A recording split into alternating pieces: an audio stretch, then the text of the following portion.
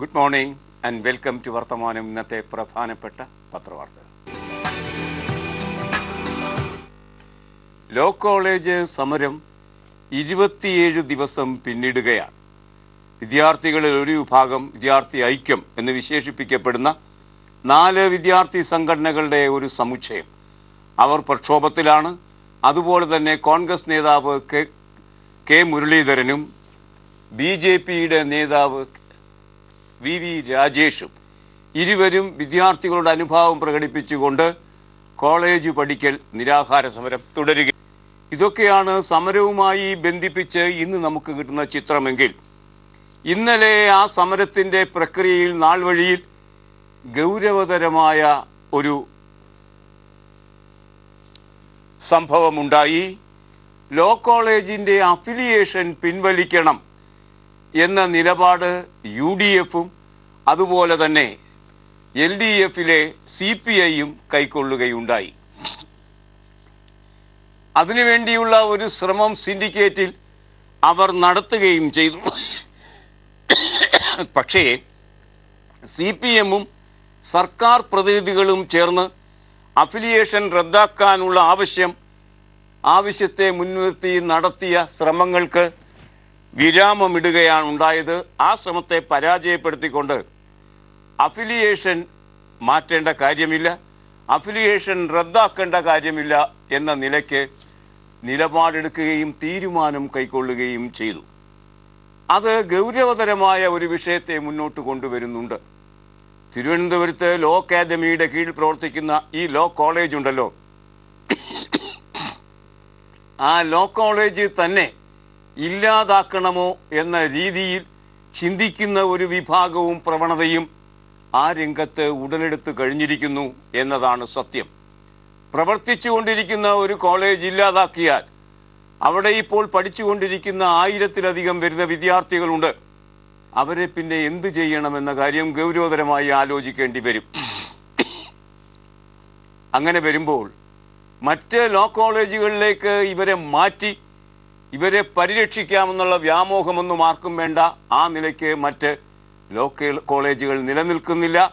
ഇവരെ തിരഞ്ഞെടുക്കുന്ന പ്രാപ്തിയോടെ ഒരു എഞ്ചിനീയറിംഗ് കോളേജ് പൂട്ടിപ്പോയാൽ മറ്റ് എഞ്ചിനീയറിംഗ് കോളേജുകൾക്ക് അവ ധാരാളം ഉണ്ട് കേരളത്തിൽ. ആ കോളേജുകളിലേക്ക് ഇവിടെ പഠിക്കുന്ന വിദ്യാർത്ഥികളെ വിതരണം ചെയ്ത് വിദ്യാർത്ഥികളുടെ ഭാവി സുരക്ഷിതമാക്കാനാകും. എന്നാൽ ലോ കോളേജിൻ്റെ അവസ്ഥ അതല്ല.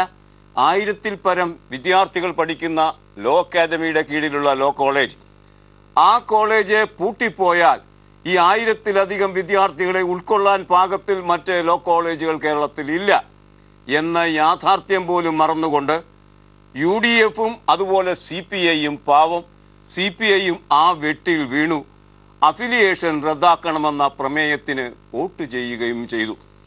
ഭാഗ്യമെന്ന് പറയട്ടെ, CPMും അതുപോലെ സർക്കാർ പ്രതിനിധികളും അത്തരം ഒരു പതനം, നിരുത്തരവാദപരവും ഗൗരവതരവും എന്ന് ഒരുപോലെ പറയാവുന്ന പതനം ഒഴിവാക്കിക്കൊണ്ട് അഫിലിയേഷൻ റദ്ദാക്കേണ്ടതില്ല എന്ന നിലയ്ക്ക് ഉള്ള ഒരു നിലപാട് കൈക്കൊള്ളുകയും അഫിലിയേഷൻ റദ്ദാക്കേണ്ട എന്ന് ഒടുവിൽ വോട്ടിനിട്ട് 12-8 എന്ന നിലയ്ക്ക് തീരുമാനിക്കുകയും ചെയ്തു. ഇനി നമുക്ക് ശാന്തമായി ഒന്ന് ആലോചിക്കാം. ഈ അഫിലിയേഷൻ റദ്ദാക്കണമെന്ന ആവശ്യം വിദ്യാർത്ഥികൾ ഉന്നയിച്ചോ? സമരം ചെയ്യുകയും സമരത്തിൽ നിന്ന് പിൻവാങ്ങുകയും ചെയ്ത വിദ്യാർത്ഥി സംഘടനകളുണ്ട് ഇപ്പോൾ. ആ വിദ്യാർത്ഥി സംഘടനകളിൽ ആരെങ്കിലും അത് ഉന്നയിച്ചോ? ആ അർത്ഥത്തിൽ വിദ്യാർത്ഥികളുടെ ഭാഗത്തുനിന്ന് ഒരിക്കലും വരാത്ത അഫിലിയേഷൻ റദ്ദാക്കണമെന്ന ആവശ്യം പിന്നെ ആരുടെ മസ്തിഷ്കത്തിലാണ് ഉദയം കൊണ്ടത്? ഈ സമരത്തിന് പിന്നിൽ കൃത്യമായി അജണ്ടകൾ വെച്ച് പ്രവർത്തിക്കുന്ന രാഷ്ട്രീയ പാർട്ടികളുണ്ട് എന്ന ആക്ഷേപത്തിന് ശക്തി പകരുന്നതാണ് UDFിൻ്റെയും ഗതികേട് കൊണ്ട് CPIയുടെയും ആ നിലപാടിലൂടെ പ്രകാശിതമായത്. ആർക്കുമില്ലാത്ത ഒരാവശ്യം അഫിലിയേഷൻ റദ്ദാക്കുക എന്ന ആവശ്യം ഉയർത്തിപ്പിടിക്കുന്നത് വഴി നിർലജ്ജം, ഒരു ലജ്ജയുമില്ലാതെ വിദ്യാർത്ഥികൾ പോലും ഉന്നയിക്കാത്ത, അവരെ അപകടകരമായ പ്രതിസന്ധിയിലേക്ക് എടുത്തെറിയാൻ പാകത്തിലുള്ള ഒരു ആവശ്യവുമായി മുന്നോട്ട് വന്നതാര്? ആ അർത്ഥത്തിൽ അത് പരിശോധിക്കപ്പെടേണ്ടത് തന്നെയാണ്. ഏതായാലും അത്തരമൊരു അവസ്ഥാന്തരം ഉണ്ടാകാത്തത് ഭാഗ്യം തന്നെയാണ് അവിടെ പഠിക്കുന്ന കുട്ടികളെ സംബന്ധിച്ചിടത്തോളം. ഇന്നലെ സിൻഡിക്കേറ്റ് യോഗം കൂടിയപ്പോൾ എല്ലാവരും ഉറ്റുനോക്കിയ ആ യോഗത്തിൻ്റെ തീരുമാനങ്ങളെ സംബന്ധിച്ചാണ് ഇന്ന് പത്രലോകം വാർത്ത തന്നിരിക്കുന്നത്. ദേശാഭിമാനി, ഭരിക്കുന്ന മുന്നണിയുടെ മുഖപത്രമായ ദേശാഭിമാനി, CPMൻ്റെ പത്രം, ആ പത്രം ആ വാർത്ത ലീഡാക്കുന്നതിൽ അത്ഭുതത്തിന് അവകാശമില്ല. ആ ലീഡ് വാർത്ത കാണുക. ആ ലീഡ് വാർത്തയിൽ നിലനിൽക്കുന്ന സ്ഥൈര്യം, ഉറപ്പ്, അത് പൂർണ്ണമായും ലോ കോളേജുമായി ബന്ധിപ്പിച്ച CPMൻ്റെയോ LDFൻ്റെയോ നിലപാട് തന്നെയാണ് എന്ന് പറയേണ്ടി വരും. കാണുക, ലക്ഷ്മി നായരെ നീക്കിയത് ശരിവെച്ചു. ഇന്നലത്തെ സിൻഡിക്കേറ്റ് യോഗം തീർന്നില്ല. പുതിയ പ്രിൻസിപ്പൽ ഉടൻ വേണം എന്ന് സർവകലാശാല തീരുമാനമെടുത്തു. പുതിയ പ്രിൻസിപ്പൽ ഉടൻ തന്നെ വേണമെന്ന് പറയുന്നത് വഴി ആരെന്തൊക്കെ പറഞ്ഞാലും ലക്ഷ്മി നായർ രാജി എഴുതിയോ, ലക്ഷ്മി നായരുടെ പേര് അവിടെ പരാമർശിച്ചോ ഇവിടെ പരാമർശിച്ചോ എന്ന എല്ലാ വാദമുഖങ്ങളുടെയും വായടച്ചുകൊണ്ട് ഇതാ സിൻഡിക്കേറ്റ് തീരുമാനമെടുത്തിരിക്കുന്നു. പുതിയ പ്രിൻസിപ്പൽ ഉടൻ വേണം. അതുമാത്രമല്ല, ലക്ഷ്മി നായരെ തൽസ്ഥാനത്ത് നിന്ന് നീക്കിയ സൊസൈറ്റിയുടെ ഭരണസമിതിയുണ്ടല്ലോ, ആ ഭരണസമിതിയുടെ തീരുമാനത്തെ സിൻഡിക്കേറ്റ് ശരിവയ്ക്കുകയും സർവകലാശാല തന്നെ ശരിവയ്ക്കുകയും ചെയ്തു. ഇനി അക്കാര്യത്തിൽ യാതൊരു ആശങ്കയ്ക്കും ഇടയില്ലാത്തവണ്ണം ഉറച്ച നിലപാട് സിൻഡിക്കേറ്റ് കൈക്കൊണ്ടിരിക്കുന്നു. ആ നിലപാടിലേക്ക് ഈ പ്രക്ഷുബ്ധ പ്രളയത്തിനിടയിലൂടെ പരിഹാരത്തിൻ്റെ ഈ തോണി നയിച്ചു കൊണ്ടുവന്ന ഇടതുപക്ഷ സർക്കാരിനും ഇടതുപക്ഷ വിദ്യാർത്ഥി സംഘടന ആയ SFIക്കും അഭിമാനിക്കാൻ കഴിയുകയും ചെയ്യും. അപ്പോഴും തെരുവിൽ ഒരു വിഭാഗം കുട്ടികൾ ഈ കാര്യങ്ങൾ യാതൊന്നും അറിയാതെ അവരുടെ കാൽ കീഴിലെ മണ്ണൊലിച്ചു പോകുന്നുണ്ട്. ഏതൊക്കെയോ കോണിൽ, ഏതൊക്കെയോ ഇരുണ്ട കോണിൽ എന്ന് വേണം വിളിക്കാൻ. അത്തരം ഇരുണ്ട കോണുകളിൽ നിന്ന് രൂപം കൊടുക്കുന്ന ഗൂഢാലോചനാപരമായ നിലപാടുകൾക്ക് അരുവായി നിന്നുകൊണ്ട് സ്വന്തം ഭാവി അനിശ്ചിതത്വത്തിലേക്ക് സ്വയം എടുത്തെറിയുന്ന വിദ്യാർത്ഥികൾ അവരിൽ ന്യൂനപക്ഷമാണ്, ഇപ്പോഴും അവിടെ അവശേഷിക്കുന്നു. അതുകൊണ്ട് മാത്രം അവരുടെ താല്പര്യ സംരക്ഷണാർത്ഥം ലോ കോളേജ് അനിശ്ചിതമായി പൂട്ടിയിരിക്കുകയും ചെയ്യുന്നു. ഇതൊക്കെയാണ് ഇതുമായി ബന്ധിപ്പിച്ച് നമുക്ക് ലഭിക്കുന്നത്. പുതിയ പ്രിൻസിപ്പൽ ഉടൻ വേണം എന്ന് സർവകലാശാല പറയുമ്പോൾ ലക്ഷ്മി നായർ ഇനി പ്രിൻസിപ്പൽ ആകുമോ, ആയാലെന്ത്? ഇത്തരം അടിസ്ഥാനരഹിതമായ ചോദ്യങ്ങളുടെ മുഴുവൻ വായടയ്ക്കുന്നു ദേശാഭിമാനി. നമുക്ക് ആ വാർത്തയുടെ വിശദാംശങ്ങൾ കാണാം. ലോ അക്കാദമി ലോ കോളേജ് മുൻ പ്രിൻസിപ്പൽ ലക്ഷ്മി നായരെ നീക്കം ചെയ്തതായി കാണിച്ച് മാനേജ്മെന്റ് രേഖാമൂലം നൽകിയ അറിയിപ്പ് കേരള സർവകലാശാല സിൻഡിക്കേറ്റ് അംഗീകരിച്ചു. മാനദണ്ഡങ്ങൾക്ക് വിധേയമായി പുതിയ പ്രിൻസിപ്പലിനെ ഉടൻ നിയമിക്കണമെന്ന് തിങ്കളാഴ്ച ചേർന്ന അടിയന്തര സിൻഡിക്കേറ്റ് യോഗം ആവശ്യപ്പെട്ടു. ഇതോടെ ലക്ഷ്മി നായരെ നീക്കിയതിന് നിയമസാധുതയില്ലെന്ന വാദത്തിനും ലക്ഷ്മി നായർ രാജിവെക്കണമെന്ന ആവശ്യത്തിനും പ്രസക്തിയില്ലാതായി. ഈ രണ്ട് തീരുമാനവും ഏകകണ്ഠമായാണ് കൈക്കൊണ്ടത്. അക്കാര്യത്തിൽ ഭിന്നാഭിപ്രായം രൂപം കൊണ്ടില്ല എന്നത് ഒരു നല്ല കാര്യം. രാജി ആവശ്യം ഇനി അപ്രസക്തമായി കഴിഞ്ഞിരിക്കുന്നു.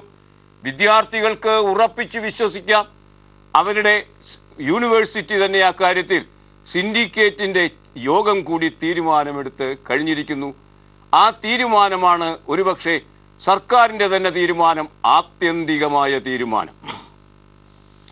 ലോ കോളേജ് സമരത്തിനെ സംബന്ധിച്ച് ഒരുപക്ഷെ പിൽക്കാലത്ത് നാം ധാരാളം ചർച്ച ചെയ്യും. ആരൊക്കെയായിരുന്നു ആ സമരത്തെ വഴി തെറ്റിക്കാൻ ശ്രമിച്ചത്, ആരൊക്കെയാണ് ഇരുണ്ട ഗുഹാമുഖങ്ങളിൽ ഇരുന്നു കൊണ്ട് ഈ സമരത്തിൻ്റെ ഗൂഢാലോചന നടത്തിയത് എന്നൊക്കെ നാം തിരിച്ചറിയുന്ന കാലം വരും. അങ്ങനെ അത്തരമൊരു കാലത്തിന് വേണ്ടി കാത്തിരിക്കുമ്പോൾ ഈ സമരത്തിൻ്റെ മാറി മറിയുന്ന ആവശ്യങ്ങളെ സംബന്ധിച്ച രീതികളും കാണുക എന്നത് കൗതുകകരമായിരിക്കും. വിദ്യാർത്ഥികളെ സഹായിക്കാനെന്ന പേരിൽ സത്യത്തിൽ നിരാഹാരം കിടക്കുന്നവർ ഈ സമരത്തെ നീട്ടി അനന്തമായി അനിശ്ചിതത്വത്തിലേക്ക് എത്തിക്കുന്നതിൽ വഹിച്ച കൃതഹസ്തത നിറഞ്ഞ പങ്കുണ്ടല്ലോ, ആ പങ്ക് ചരിത്രത്തിൽ പുറത്തേക്ക് വരും.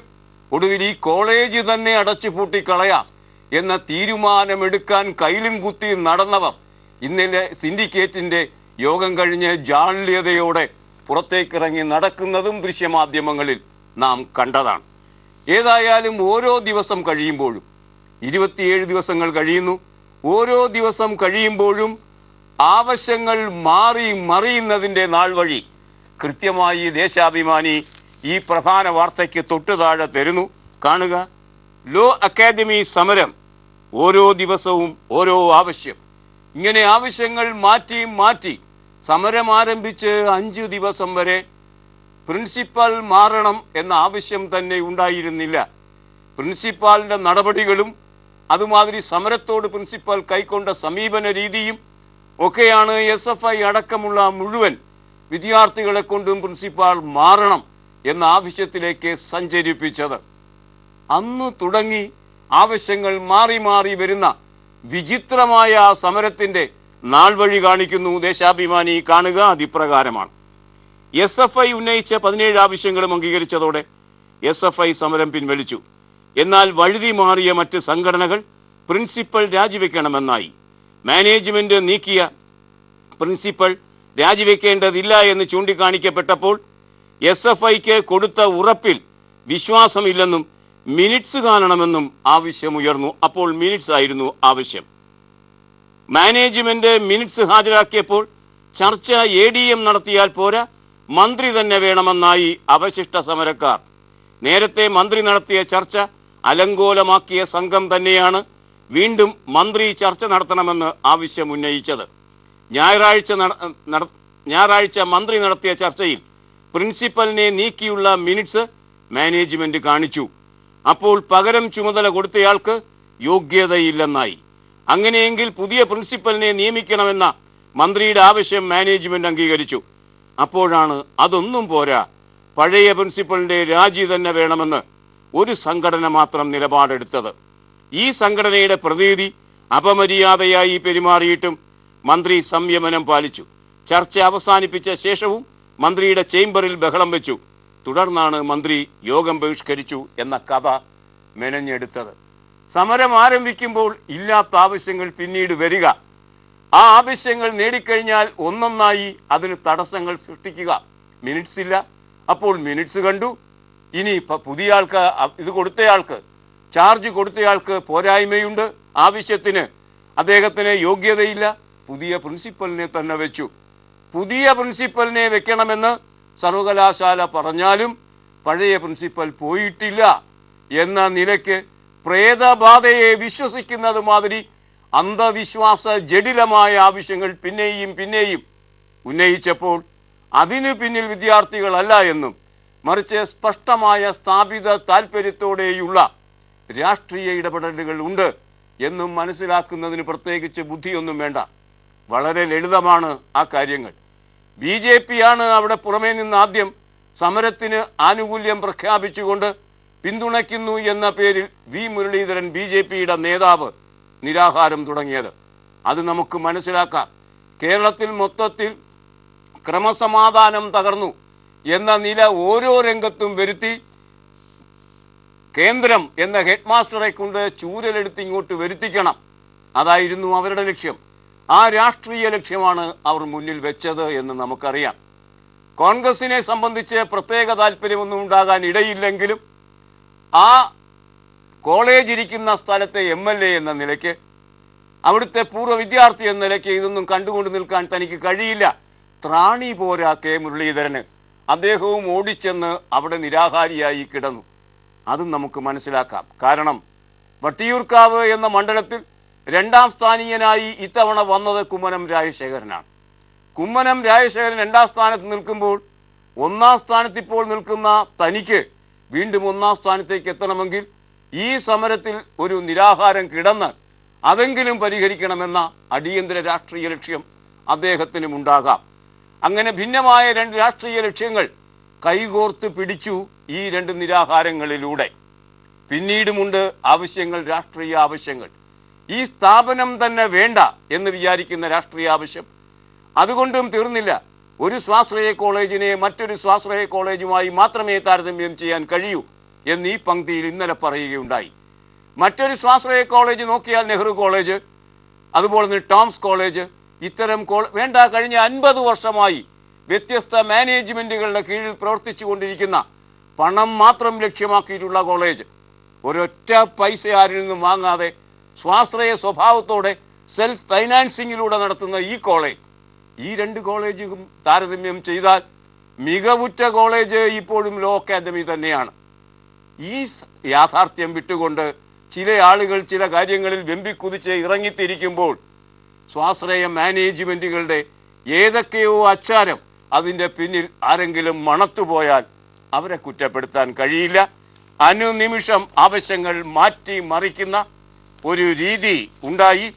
ആ രീതിയും ചരിത്രം കണ്ടെത്തുക തന്നെ ചെയ്യും എന്ന് ഇത്തരണത്തിൽ പറയേണ്ടി വരും.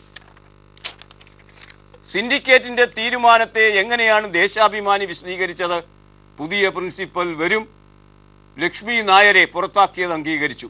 ഇതായിരുന്നുവല്ലോ ആ കാര്യത്തിൽ ദേശാഭിമാനി കൊടുത്ത ശീർഷകം.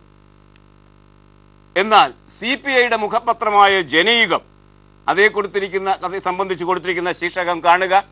ഭരണകക്ഷികൾക്കിടയിൽ തന്നെ ഇക്കാര്യത്തിൽ ഭിന്നാഭിപ്രായം രൂപം കൊണ്ടിട്ടുണ്ട് എന്ന കാര്യം സംശയലേശമന്യേ തെളിയിക്കുന്നു. ഈ സമരത്തോടുള്ള ജനയുഗത്തിൻ്റെയും ദേശാഭിമാനിയുടെയും വ്യത്യസ്ത സമീപനം. ജനയുഗം കാണുക. ലോ അക്കാദമിക്കെതിരെ നടപടിയില്ല. ഉപസമിതി റിപ്പോർട്ട് സിൻഡിക്കേറ്റ് വോട്ടിനിട്ട് തള്ളി. ലോ അക്കാദമിക്കെതിരെ നടപടിയില്ല എന്ന് ജനയുഗം പറയുന്നു. നടപടി വേണമായിരുന്നു എന്ന്. ലോ അക്കാദമിക്കെതിരെയാണ്, പ്രിൻസിപ്പലിനെതിരെയല്ല. ലോ അക്കാദമിക്കെതിരെ നടപടി വേണമായിരുന്നു. MN ഗോവിന്ദൻ നായർ ആരംഭിച്ച സ്ഥാപനത്തെ സംബന്ധിച്ചാണ് MN ഗോവിന്ദൻ നായരുടെ പേരിലുള്ള പാർട്ടി ഓഫീസിന് താഴെ ഇരുന്ന് ഈ ബിരുദന്മാർ തീരുമാനമെടുത്തത് കാണുക. ലോ അക്കാദമിക്കെതിരെ നടപടിയില്ല.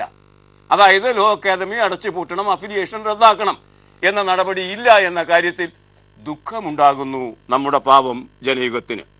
കേരളമാകെ കത്തിപ്പടർന്ന ലോ അക്കാദമി വിഷയത്തിൽ ഗുരുതരമായ ചട്ടലംഘനം നടത്തിയ പ്രിൻസിപ്പാൾ ലക്ഷ്മി നായർക്കെതിരെ കർശന നടപടി വേണമെന്നും അക്കാദമിയുടെ അഫിലിയേഷൻ റദ്ദാക്കണമെന്നുമുള്ള ഉപസമിതിയുടെ ശുപാർശ ഇന്നലെ ചേർന്ന സിൻഡിക്കേറ്റ് യോഗം വോട്ടിനിട്ട് തള്ളി എന്ന നിലയ്ക്കാണ് CPI അതിനെ കാണുന്നത്. പലപ്പോഴും ചരിത്രപരമായ മണ്ടത്തരങ്ങളും തെറ്റുകളും ചില പ്രസ്ഥാനങ്ങൾ ചെയ്യും.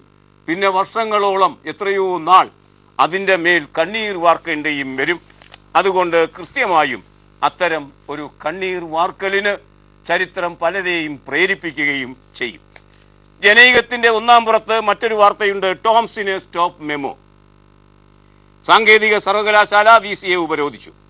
കോട്ടയം മറ്റക്കര ടോംസ് എഞ്ചിനീയറിംഗ് കോളേജിന് സാങ്കേതിക സർവകലാശാല സ്റ്റോപ്പ് മെമ്മോ നൽകി. നാളെ മുതൽ കോളേജ് അടച്ചിടുകയും ചെയ്യും. അങ്ങനെയും സിൻഡിക്കേറ്റിന് പ്രവർത്തിക്കാനാകും, അല്ലെങ്കിൽ മാനേജിംഗ് ബോഡിക്ക് അങ്ങനെയും പ്രവർത്തിക്കാനാകും. ടോംസ്, അതുപോലെ നെഹ്റു കോളേജ് തുടങ്ങിയ സ്ഥാപനങ്ങളിലെ അത് നടത്തിക്കൊണ്ടിരിക്കുന്ന ആളുകളുണ്ടല്ലോ, ആ ആളുകൾക്ക് ഒരു തരം ഖേദവും ഇപ്പോൾ നടന്ന സംഭവഗതികളിലില്ല. അതുകൊണ്ട് തന്നെ സർക്കാർ അവരോട് ആ നിലയ്ക്കുള്ള സമീപനം, കർശന നിലപാട് സ്വീകരിക്കേണ്ടി വരും. ലോ അക്കാദമി അങ്ങനെയല്ല. എന്തെല്ലാം സർക്കാർ ആവശ്യപ്പെട്ടുവോ അതൊക്കെ നടത്തിക്കൊണ്ടാണ് സിൻഡിക്കേറ്റിലേക്ക് വന്നത്. ആ വ്യത്യാസം അക്കാര്യത്തിൽ ഇരുകൂട്ടർക്കും ഇടയിലുണ്ട്. ദൗർഭാഗ്യകരമെന്ന് പറയട്ടെ, CPI എന്ന പ്രസ്ഥാനത്തിനും ജനയുഗം എന്ന പത്രത്തിനും അത് കാണാനേ കഴിയുന്നില്ല. ഇനി ഇരുകൂട്ടരെയും വിമർശിക്കുന്ന BJPയുടെ മുഖപത്രമായ ജന്മഭൂമി ആ കാര്യത്തിൽ ഒരഭിപ്രായം പറഞ്ഞിരിക്കുന്നു. അതും ലീഡ് വാർത്തയാണ്.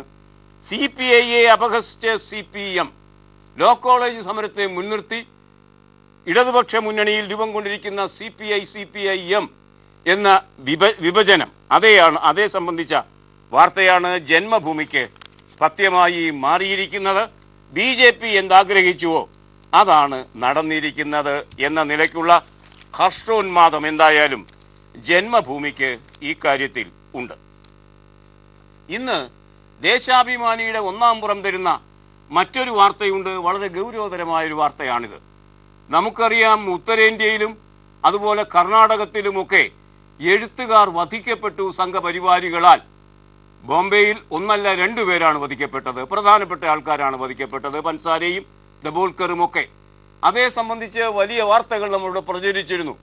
അപ്പോഴൊക്കെ നാം ആശ്വസിച്ചിരുന്നത് കേരളത്തിലെ ആ നിലയ്ക്കുള്ള സാംസ്കാരിക നായകരെയോ എഴുത്തുകാരെയോ സിനിമാക്കാരെയോ ഒന്നും ആക്രമിക്കാൻ സംഘപരിവാരത്തിന് ധൈര്യം വരില്ല എന്നൊക്കെയാണ് നാം വിചാരിച്ചിരുന്നത്. എങ്കിൽ സത്യത്തിൽ ലക്കും ലഗാനുമില്ലാതെ വിവരക്കേടുമായി സഞ്ചരിക്കുന്ന ഈ സംഘപരിവാര ആളിഗൂളി ഗുണ്ടാ സംഘമുണ്ടല്ലോ, അവർ കേരളത്തിലെ സംവിധായകരുടെ മേലും കൈവയ്ക്കാൻ തീരുമാനിച്ചിരിക്കുന്നു. അങ്ങനെ മാറി വരുന്ന ഒരവസ്ഥ അല്ലെങ്കിൽ അവസ്ഥാന്തരം വാർത്തയാക്കി തരുന്നു ദേശാഭിമാനി. അത് 1-ാം പേജിൽ തന്നെ ദേശാഭിമാനി തരുന്നു. മറ്റു പത്രങ്ങൾക്കൊന്നും അത് വലിയൊരു കാര്യമായി കരുതാനും കഴിഞ്ഞിട്ടില്ല. ദേശാഭിമാനി തരുന്ന സംവിധായകൻ സനൽകുമാറിന് വധഭീഷണി എന്ന വാർത്ത, ആ വാർത്തയുടെ വിശദാംശങ്ങളിലേക്ക് നമുക്ക് സഞ്ചരിക്കാം ഒരു ചെറിയ പരസ്യ ഇടവേളയ്ക്ക് ശേഷം. ആ വാർത്ത ദേശാഭിമാനി 1-ാം പുറത്ത് തരുന്നത് കാണുക. വിഖ്യാതമായ റോട്ടർഡാം ചലച്ചിത്ര മേഖലയിൽ മികച്ച സിനിമയ്ക്ക് ഉള്ള ടൈഗർ പുരസ്കാരം നേടിയ സെക്സി ദുർഗ എന്ന സിനിമയുടെ സംവിധായകൻ സനൽകുമാർ ശശിധരന് വധഭീഷണി വന്നിരിക്കുന്നു. നെതർലാൻഡ്സിലുള്ള സനൽകുമാറിന് വാട്സാപ്പ് സന്ദേശമായാണ് വധഭീഷണി എത്തിയത്. തിരുവനന്തപുരം സ്വദേശിയായ സനൽകുമാറിൻ്റെ വീട്ടിലേക്ക് വിവിധ രാഷ്ട്രങ്ങളിൽ നിന്ന് ടെലിഫോണിൽ ഭീഷണി സന്ദേശം ലഭിക്കുകയും ചെയ്തു. സെക്സി ദുർഗ എന്ന പേരാണ് സംഘപരിവാരികളെ പ്രകോപിപ്പിച്ചത്. ഒരു സംഘടനയും സെക്സി ദുർഗ എന്ന പേരിൽ മതവികാരം വ്രണപ്പെടുത്തുന്നു എന്നാരോപിച്ചാണ് ഭീഷണി സന്ദേശങ്ങൾ ലഭിച്ചത്. ഹിന്ദു സ്വാഭിമാൻ സംഘ്, പുതിയ സംഘങ്ങളാണ് വരുന്നത്. ഹിന്ദു സ്വാഭിമാൻ സംഘാണ് ഈ ഭീഷണി മുഴക്കിയിരിക്കുന്നത്. കാരണം ദുർഗ എന്നത് ഹിന്ദുക്കളുടെ ദേവതയാണ്. സെക്സി ദുർഗ എന്ന് പറയുന്നത് വഴി അവരെ അപമാനിച്ചിരിക്കുന്നു എന്ന പേരിലാണ് പുതിയ വധഭീഷണി. വധിക്കുക എന്ന ആ ഒരു രീതി തന്നെ മുൻപ് സ്വീകരിച്ച അതേ രീതി കേരളത്തിലും നടപ്പാക്കാനാണ് ശ്രമിക്കുന്നത് എന്ന് ഈ വാർത്ത പറയുന്നു. ഈ അഹമ്മദിനോട് കാട്ടിയ 2 അനാദരവുകളുണ്ട്. ഒന്ന്, മരണവിവരം, ആ സമയം തുടങ്ങിയവ മറച്ചുവെച്ചു. അതുകൊണ്ട് മക്കളെ അദ്ദേഹത്തെ കാണാൻ അനുവദിച്ചില്ല. 2, പാർലമെൻറ്റ് ആദരം പുലർത്തിയതുമില്ല. ഈ 2 കാര്യങ്ങൾ ബജറ്റ് അവതരിപ്പിച്ചുകൊണ്ട് അനാദരവ് പ്രകടിപ്പിക്കുകയും ചെയ്തു. ഈ 2 കാര്യങ്ങളെ മുൻനിർത്തി ഇന്നലെ പാർലമെൻറ്റിൽ പ്രതിഷേധമുയർന്നു. സർക്കാർ നിലപാടിൽ പ്രതിഷേധിച്ച് MP-മാരുടെ പ്രതിഷേധമുണ്ടായി. അഹമ്മദിൻ്റെ മരണം പാർലമെൻറ്റിനും പുറത്തും പ്രതിഷേധം. മംഗളം എന്ന പത്രം അത് റിപ്പോർട്ട് ചെയ്യുന്നു. ഈ അഹമ്മദിൻ്റെ മരണവുമായി ബന്ധപ്പെട്ട വിവാദത്തിൽ പാർലമെൻറ്റിൽ അകത്തും പുറത്തും പ്രതിഷേധം. പ്രതിപക്ഷ MP-മാരുടെ നേതൃത്വത്തിലായിരുന്നു മരണത്തിന് പിന്നിലെ ദുരൂഹത ചൂണ്ടിക്കാട്ടി പ്രതിഷേധമുയർന്നത്. ലോക്സഭയിൽ ചോദ്യോത്തരവേള ആരംഭിച്ചപ്പോൾ തന്നെ പ്രതിപക്ഷം വിഷയം ഉന്നയിച്ചു. ഈ അഹമ്മദിൻ്റെ മരണം സർക്കാർ കൈകാര്യം ചെയ്ത രീതിയിൽ വിശദമായ അന്വേഷണം വേണമെന്നും പ്രതിപക്ഷം ആവശ്യപ്പെട്ടു. പ്രധാനമന്ത്രി അതേ സംബന്ധിച്ച് സംസാരിച്ചാൽ മാത്രം പോരാ, ഒരു പാർലമെൻ്ററി കമ്മിറ്റി തന്നെ ഈ കാര്യത്തിൽ മുന്നോട്ട് വന്ന് കാര്യങ്ങൾ അന്വേഷിക്കണം എന്നാണ് ഇപ്പോൾ ആവശ്യം ഉയർന്നു വന്നിരിക്കുന്നത്. ഈ ആവശ്യം ഉയർത്തിയ ഇന്നലത്തെ പാർലമെൻ്ററി സമ്മേളനത്തിൽ കോൺഗ്രസ് പ്രതിപക്ഷ നേതാവ് മല്ലികാർജുന ഖാർഗെ അദ്ദേഹം പ്രസംഗിച്ചപ്പോൾ കൗതുകകരമായ ഒരു കാര്യം പറഞ്ഞു. ഗാന്ധിജി മുതൽ ഇന്ദിരാഗാന്ധി വരെയുള്ള കോൺഗ്രസിൻ്റെ നേതാക്കൾ, ദേശീയ നേതാക്കൾ അവരുടെ ജീവനാണ് കൊടുത്തത്. ഭരണകക്ഷിയെ നോക്കിക്കൊണ്ട് ഖാർഗെ ചോദിച്ചു, ഈ സ്വാതന്ത്ര്യ സമരവും ശിഷ്ട ഇന്ത്യയുടെ വികസനവും ആയി ബന്ധിപ്പിച്ച് നിങ്ങളുടെ വീട്ടിലെ ഒരു പട്ടിയെങ്കിലും ചത്തുപോയിട്ടുണ്ടോ എന്ന്. RSSനെ സ്ഥാപിച്ച ഗോൾവാൾക്കർക്കും അതിൻ്റെ പ്രത്യയശാസ്ത്രകാരനായ RSSനെ സ്ഥാപിച്ച ഹെഗ്ഡേവാറിനും അതിൻ്റെ പ്രത്യയശാസ്ത്രകാരനായ ഗോൾവാൾക്കർക്കും വളർത്താൻ ഒരു പട്ടി ഉണ്ടായിരുന്നില്ല വീട്ടിൽ എന്നതും കൗതുകകരമായി നമുക്കിപ്പോൾ ആലോചിക്കാം. UAPA, കാപ്പ തുടങ്ങിയ കരിനിയമങ്ങളുടെ ദുരുപയോഗം ചെയ്യരുത് എന്ന് മുഖ്യമന്ത്രി പിണറായി വിജയൻ തന്നെ പറഞ്ഞിരിക്കുന്ന വാർത്ത മാധ്യമം 1-ാം പേജിൽ തരുന്നു. UAPA, കാപ്പ നിയമങ്ങൾ ഒരു കാരണവശാലും ദുരുപയോഗം ചെയ്യരുത് എന്ന് മുഖ്യമന്ത്രി പിണറായി വിജയൻ ആവശ്യപ്പെട്ടിരിക്കുന്നു. മറ്റൊരു പ്രധാനപ്പെട്ട വാർത്ത ഇന്ന് കാണാൻ കഴിയുന്നത് മുഖ്യമന്ത്രി പിണറായി വിജയൻ്റെ പ്രസ്താവനയിലാണ്. പ്രതിഷേധക്കാർ റോഡ് കയ്യേറരുത്, അങ്ങനെ കയ്യേറിയാൽ പോലീസുകാർ കാഴ്ചക്കാരോ മാധ്യസ്ഥരോ ആകരുത്, റോഡ് കയ്യേറിയാൽ അടിയന്തരമായി അവരെ അറസ്റ്റ് ചെയ്യണം. Arrest evict protesters on roads, CM tells cops. പോലീസുകാരോട് മുഖ്യമന്ത്രി പിണറായി വിജയൻ അങ്ങനെ പറയുമ്പോൾ ആ വാർത്ത ആദ്യ വാർത്തയാക്കേണ്ട ആദ്യ ഉത്തരവാദിത്വം മനോരമയ്ക്കായിരുന്നു. പക്ഷേ മനോരമ അത് ചെയ്തു കണ്ടില്ല എന്ന് മാത്രമല്ല, 1-ാം മുറയിൽ ആ വാർത്ത പോലുമില്ല. കമ്മ്യൂണിസ്റ്റുകാരിൽ വരുന്ന മാറ്റം തന്നെയാണിത് കാണിക്കുന്നത്. ജനങ്ങളുടെ സഞ്ചാരത്തിന് തടസ്സമുണ്ടാക്കുന്ന പ്രതിഷേധക്കാരെ എങ്ങനെ നേരിടണമെന്ന് മുഖ്യമന്ത്രി പറഞ്ഞു. റോഡ് ഉപരോധിക്കുന്ന പ്രതിഷേധക്കാരുടെ കാല് പോലീസ് പിടിക്കരുത്, കക്ഷി നോക്കാതെ, കക്ഷിയുടെ മുഖം നോക്കാതെ അറസ്റ്റ് ചെയ്ത് റോഡ് ബ്ലോക്ക് മാറ്റണമെന്ന് പിണറായി വിജയൻ്റെ ആ നിലപാട് ഡെക്കാൻ ക്രോണിക്കിൾ എന്ന പത്രം 1-ാം പേജിൽ സചിത്ര വാർത്തയാക്കിയിരിക്കുന്നു. സമാജ്വാദി പാർട്ടി കോൺഗ്രസ് സഖ്യം, ആ സഖ്യത്തിന് വേണ്ടി ഒടുവിൽ മുലായം സിംഗും പ്രചരണത്തിന് ഇറങ്ങുന്നു എന്ന് മാത്രമല്ല, മുലായം സിംഗിൻ്റെ അനിയൻ പറഞ്ഞ പുതിയ പാർട്ടി ഞങ്ങൾ തെരഞ്ഞെടുപ്പ് കഴിഞ്ഞ് പ്രഖ്യാപിക്കും എന്ന നിലയ്ക്കുള്ള നിലപാടിനെയും മുലായം സിംഗ് തള്ളിക്കളഞ്ഞു എന്നത് മാത്രമല്ല, അഖിലേഷ് യാദവ് ആയിരിക്കും അടുത്ത മുഖ്യമന്ത്രി എന്നുകൂടി ഈ പരാജിതനായ അച്ഛൻ പറഞ്ഞ കാര്യം ഇന്ന് പത്രലോകം തരുന്നു. തേജസ് എന്ന പത്രം ആ വാർത്ത ഒന്നാം പേജിൽ തരുന്നു. കൗതുകകരമായ വാർത്തയിലേക്ക് നമുക്ക് സഞ്ചരിക്കാം മറ്റൊരു ചെറിയ പരസ്യ ഇടവേളയ്ക്ക് ശേഷം. തേജസ് എന്ന പത്രം ആ വാർത്ത ഒന്നാം പുറത്ത് തരുന്നത് കാണുക. ഉത്തർപ്രദേശ് നിയമസഭാ തെരഞ്ഞെടുപ്പിൽ സമാജ്വാദി പാർട്ടി സഖ്യത്തിന് വേണ്ടി പ്രചാരണത്തിനിറങ്ങുമെന്ന് മുലായം സിംഗ് യാദവ്. യാദവിൻ്റെ മുൻ നിലപാടുകൾക്ക് വിരുദ്ധമായാണ് ഈ പുതിയ തീരുമാനം വന്നിരിക്കുന്നത് എന്നും ഈ വാർത്ത നമ്മോട് പറയുന്നു. ഇനി ഇന്നത്തെ കാർട്ടൂൺ. ആരുടെയും മുന്നിൽ നമ്മുടെ ശിരസ് കുനിക്കരുത് എന്ന് ദ്രാവിഡ വിശ്വാസികളോട് പറഞ്ഞത് അവരുടെ ഏറ്റവും വലിയ നേതാവായ പെരിയോർ തന്നെയാണ്. അദ്ദേഹത്തിൻ്റെ വാക്കുകളാണത്. ആരുടെയും മുന്നിൽ നാം തലകുനിക്കരുത്. എന്നാൽ ദ്രാവിഡ രാഷ്ട്രീയം പറയുന്ന കക്ഷികളുടെ ഇന്നത്തെ അവസ്ഥ എന്ത്? ഈ കാർട്ടൂൺ കാണുക. ശശികലയുടെ സത്യപ്രതിജ്ഞ മറ്റ് സാങ്കേതിക കാരണങ്ങളാൽ മാറ്റിവെക്കപ്പെട്ട് കഴിഞ്ഞിട്ടുണ്ട്. അതിന് 9-ാം തീയതിയോടെ നടക്കൂ. എങ്കിലും അത് നടന്നിരുന്നെങ്കിലോ ഉയർന്നു നിൽക്കുന്ന മുഖ്യമന്ത്രി പീഠം, ആ പീഠത്തിലേക്ക് നോക്കുക. ആ പീഠത്തിലേക്ക് ശശികല കയറി പോകാൻ പോവുകയാണ്. അവരുടെ ചെറിയ ഭാഗം കാർട്ടൂണിൽ കാണാം. അങ്ങനെ കയറി പോകുമ്പോൾ എങ്ങനെയാണ് ആ ഉയർന്ന പീഠത്തിലേക്ക് കുമ്പിട്ട് നിൽക്കുന്ന ദ്രാവിഡ അടിമത്തത്തിലൂടെ അവർ നടന്ന് ആ അധികാര പീഠത്തിലേക്ക് കയറുന്നു എന്ന്, പെരിയോരുടെ വാക്കുകളെ അവർ ലംഘിക്കുന്നു എന്ന് സുരേന്ദർ കാർട്ടൂൺ ഹിന്ദുവിലൂടെ നമ്മോട് പറയുന്നു. ഇനി ഇന്നത്തെ ചിത്രം. ആർക്ക് കലി കയറിയാലും കിടക്കാൻ വയ്യാത്തത് വീട്ടിലെ കോഴികൾക്കാണ് എന്നൊരു ചൊല്ലു മലയാളത്തിലുണ്ട്. ആര് പ്രതിഷേധിച്ചാലും അതിൻ്റെ സഹനഭാരം മുഴുവൻ നമ്മുടെ പാവപ്പെട്ട പോലീസിനാണ്. ഈ ചിത്രം കാണുക. കേരള പോലീസിൻ്റെ ചിത്രമാണ് നാം കാണുന്നത്.